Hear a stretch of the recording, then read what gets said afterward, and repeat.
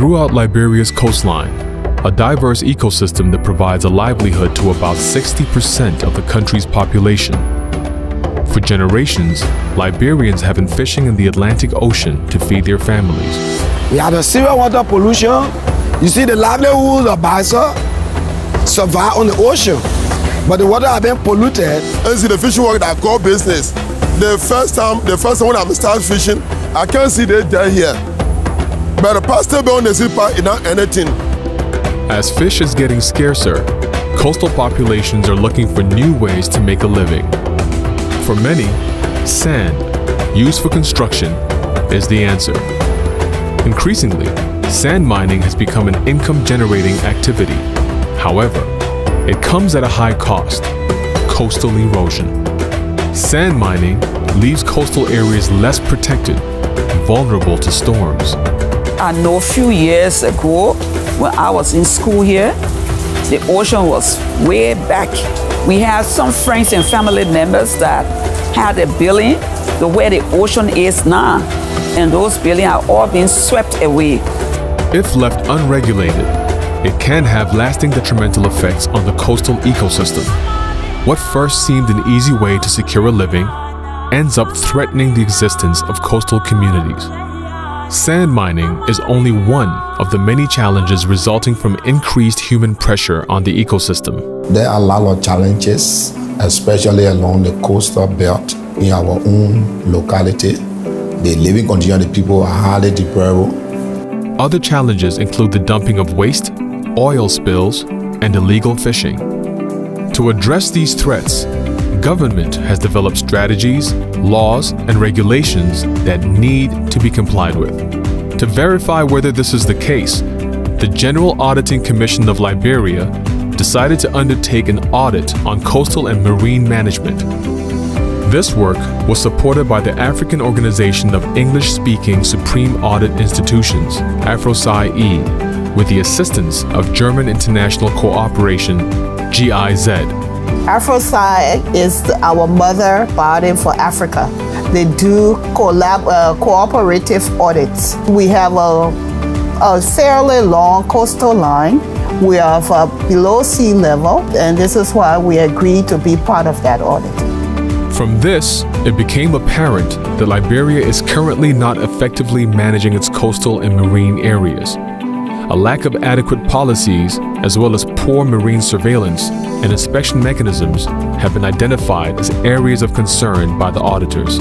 How public institutions use the public money is one of the core issues within the SDGs. So we wanted to shed light on the factual situation on the ground. One thing is to find the facts, but then the second step is to raise awareness. We want to contribute to systemic change. We want to contribute to an implementation of the SDGs.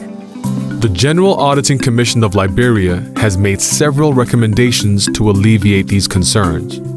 In our findings, we found out that our coastline is being eaten away by the ocean.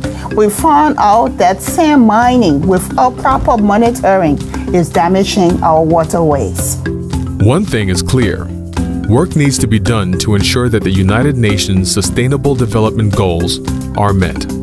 Together, GIZ and AFROSAI-E developed an e-learning tool to support 6 countries in the context of a program that aims at contributing to the implementation of the Sustainable Development Goals in African countries. The Supreme Audit Institutions actually have a major role to play, and by actually including the Sustainable Development Goals in their audit procedures, they can actually provide assurance to their citizens. The General Auditing Commission has also made further recommendations on the lack of climate change response policy, the destruction of mangroves, and illegal fishing activities in Liberia. Mangroves protect shorelines from storm and hurricane winds.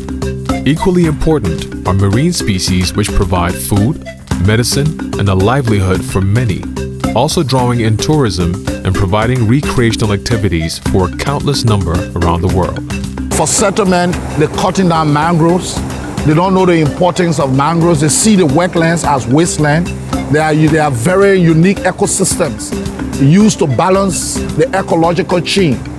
Once it is polluted, is destroyed, is broken down, then we expose the city to flooding.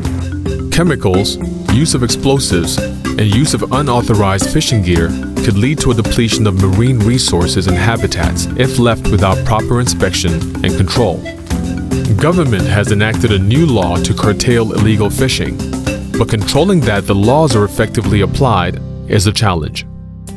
The importance of the work of auditors cannot be denied when it comes to ensuring that the Sustainable Development Goals are met and that national laws are adhered to. During the auditors' field visits to Montserrado and Grand Cape Mount counties, excavation and drilling machinery were observed, involved in sand mining, without any evidence of regulation.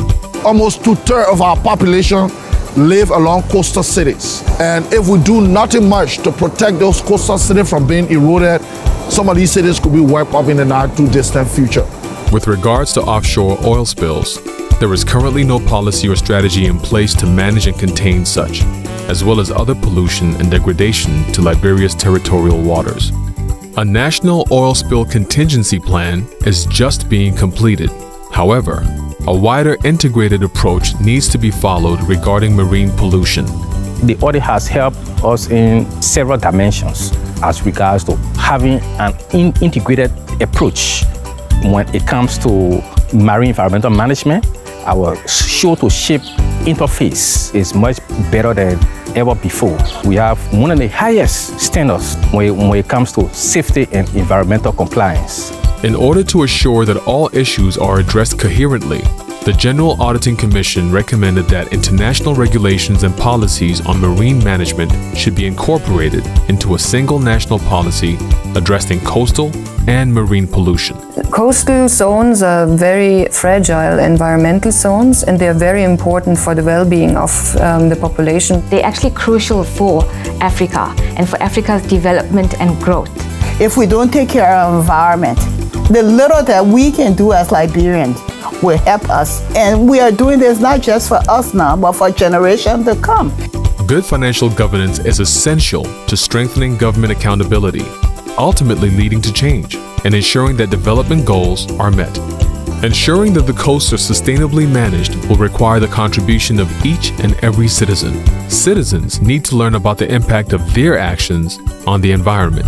It's only with the participation of everyone that the government can successfully preserve the country's precious resources and the livelihood of many.